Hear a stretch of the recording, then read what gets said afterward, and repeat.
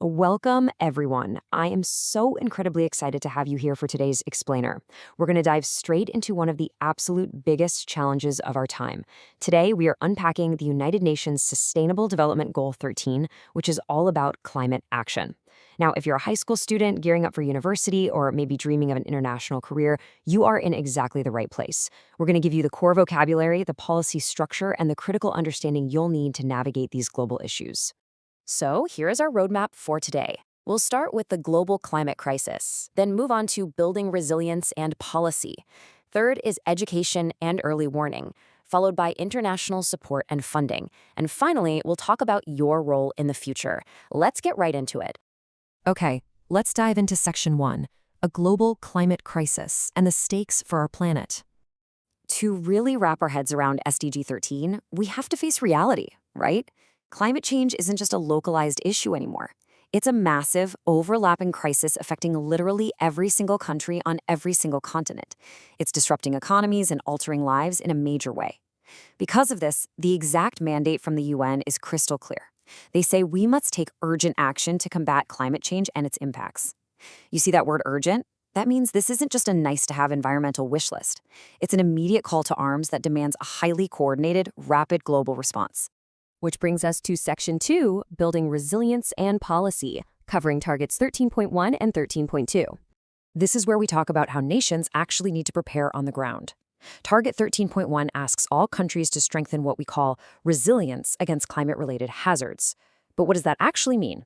Well, resilience is a country's ability to withstand and recover from climate-related hazards and natural disasters. Think of it kind of like a society's immune system. When a massive storm or a severe drought hits, a resilient country doesn't just collapse. It absorbs the shock, it protects its people, and it bounces back even faster. Building up this strength is absolutely our first priority. And right next to resilience is another supercritical term you need to know: adaptive capacity.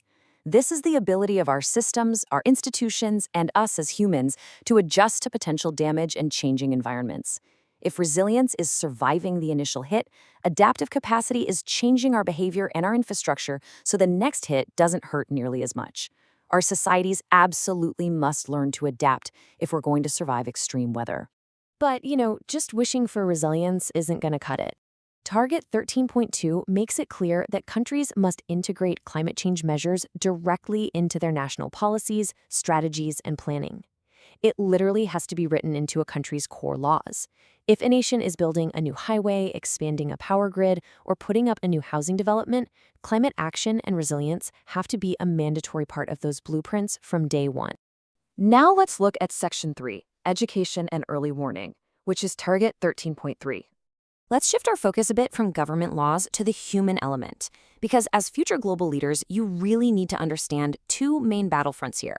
And this brilliantly illustrates the difference: mitigation versus adaptation. Mitigation is all about stopping the cause. It means reducing greenhouse gas emissions to stop the planet from warming up even more.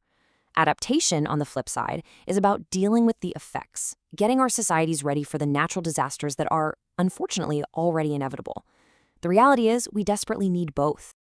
Just to be precise with our academic vocabulary here, climate change mitigation refers to the actual specific measures we take to reduce greenhouse gas emissions. This means doing things like transitioning to renewable energy and enhancing things we call sinks, like planting massive forests that naturally absorb carbon dioxide out of the air. It's actively fighting the root mechanics of climate change. Now, Target 13.3 mandates that we improve education and raise awareness around these exact concepts: mitigation, adaptation, and impact reduction. But look really closely at that last bullet point: early warning systems. Teaching communities how to spot the signs of an incoming flood or hurricane and having the systems in place to warn them days in advance, honestly, that is arguably the single best tool we have right now to save human lives. Knowledge truly is power here. Moving right along to Section 4, International Support and Funding, Targets 13A and 13B. Okay, if you want to truly understand global policy, you always have to follow the money, right? International support and funding are the engines that make all of these targets possible. But before we talk numbers, we have to talk about the framework. Enter the UNFCCC, or the United Nations Framework Convention on Climate Change.